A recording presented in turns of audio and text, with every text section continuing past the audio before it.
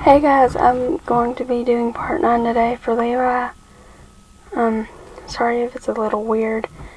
And also, sorry for the background noise if you do hear any. And I will be trying to get my raise and Teku's caught up as well. And I might try to do an Armin X listener skit today too, if I can. Yeah. So, I'm just going to go ahead and get straight on into this. So, I hope you enjoy. This is so embarrassing. Now how am I supposed to face him? He heard me and he frickin' laughed at me. You wiped your tears away lying down on your back in your bed. It was bound to get worse. He heard everything and there's no telling what he might do. It's bad enough he can't stand you, and the fact that he heard his name being moaned out probably disgusted him.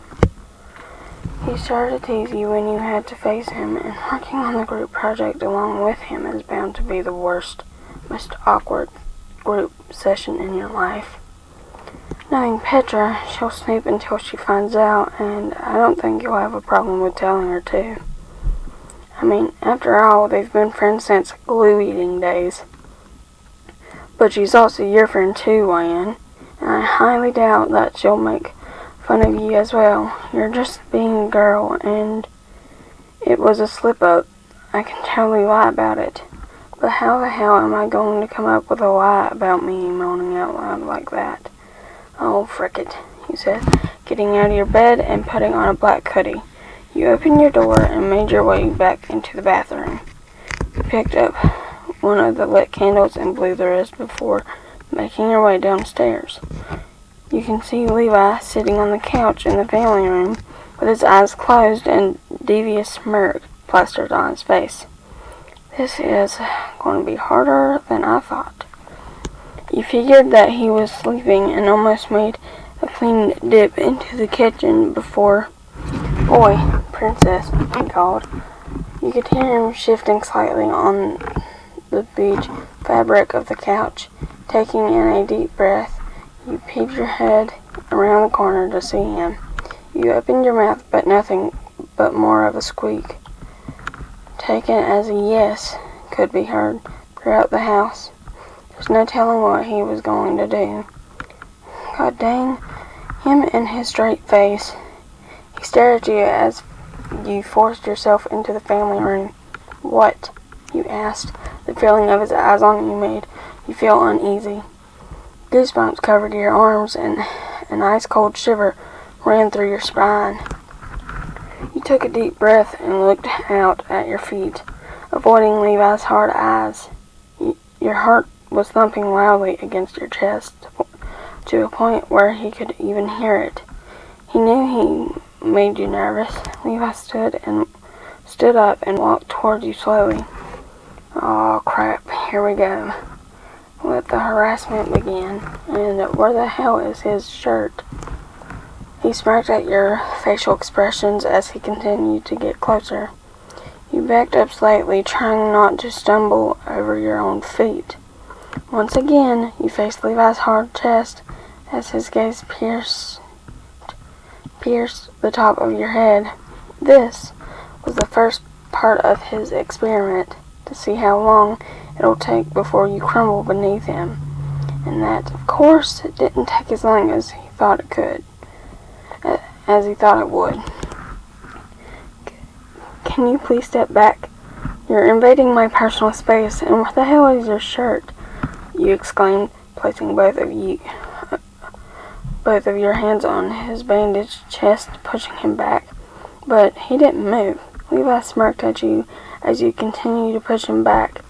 He didn't budge as you pushed harder. Your feet were beginning to slip underneath you, and you refused to look up at him, knowing dang well that he had some smug smirk scribbled across his face. Before you could give up pushing him away, he grabbed your wrist gently. "Oh my gosh, he's touching me. Wait, what?" He could see your panicked expression in his grip. He leaned closer and brushed his lips against your ear. He felt you shiver and suck in a breath. "I'll move if you say please." said in a whisper and nitpicking her ear. Beep. You shoved yourself away from him, but he kept a firm grip on your wrist. Oh my, Levi, let go, you said, trying to pull your wrist out of his hand. You told me that you were going to show me to my room. Yeah, I'll do that if, and only if, you let me go. If you don't, you can sleep on the dang floor. He grinned at your empty threat and let go, pleased with your reaction towards him. You picked up the candle and waited for him at the top of the stairs. The moment you saw the top of his head, you continued your way down the hall. He noticed how you distanced yourself from him, but he didn't mind. He managed to reach you at the end of the hallway. Clearing your throat, you opened the door to the guest bedroom and walked in, with Levi following behind you. He watched as you sat the candle down on the nightstand next to the bed and began to twiddle with your fingers soon after. If you need anything, my room is at the other end of the hall, so good night. Getting out of the room was the only thing before he latched on to your arm. There is one thing that I need. What? You asked, annoyed, giving him the best sideways glare you could muster up. It was hard to act tough in front of him, but you have no choice now. He knows of your little desires, but sucking up was something that you weren't going to do. For you to sleep with me, he smirked. Oh gosh, no. That is the end of part 9. Sorry if it was a little weird. Sorry for the background noise if you heard like a dresser door closing. That's my sister. And I will try to get my Rays and Deku's caught up, and I might try to do the Armin skit that I wanted to do yesterday, but I didn't get to it because I had to help my sister with her channel, or our channel, because I share a channel with my sister. So, and yes, I do have 2 sisters. So the drawer closing was my big sister in her room. So. And you hear my twin making weird noises and my foam flop on my futon. Stop. I'm gonna go before she starts making weirder noises. Bye, guys. Stop.